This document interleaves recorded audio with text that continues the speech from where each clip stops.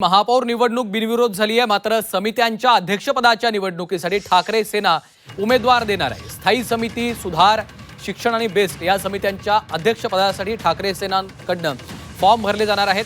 समित्यांसाठी विरोधात अर्ज भरणार अशी देखील माहिती समोर येते।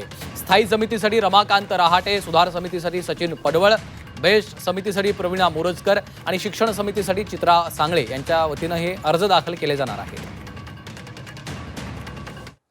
उद्धवजी कोणाला फॉर्म भरा सांगतायत की काय? कारण तेजस थोडा तब्येत बरी नसल्यामुळे माझाही कॉन्टॅक्ट रात्रीपर्यंत झाला नाही, पण सकाळी झाला आहे। त्यांचा निर्णय आला तर आम्ही तुम्हाला कळवू काय आहे। बिनविरोध होणार नाही सगळ्या समित्यांच्या निवडणुका असं वाटतंय आणि तसं होऊ नये असं आम्हालाही वाटतं। आणि या संदर्भात अधिकची माहिती घेऊयात। मनश्री पाठक आपल्यासोबत जोडल्या गेलेले आहेत। मनश्री, महापौर निवडणूक बिनविरोध झाली आहे, मात्र समित्यांच्या अध्यक्षपदाच्या निवडणुकीमध्ये आता ठाकरे सेना उमेदवार देणार आहे।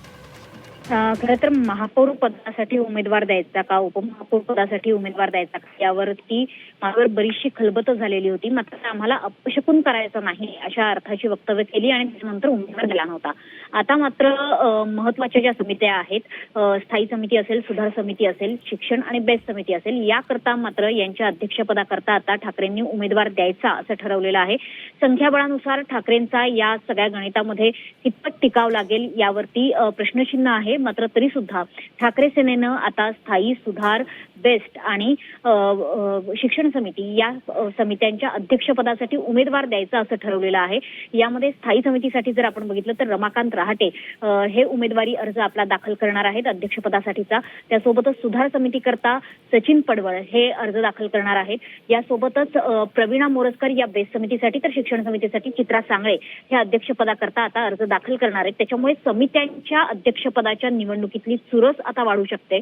जर संख्याबळाचं गणित कुठे फिसकटलं किंवा जर गणितामध्ये संख्याबळ हे ठाकरेंच्या बाजूने चुकून जरी झुकलं तरी सुद्धा एक मोठा उलटफेर आपल्याला महापालिकेच्या सत्ता समीकरणात सुद्धा बघायला मिळू शकतो।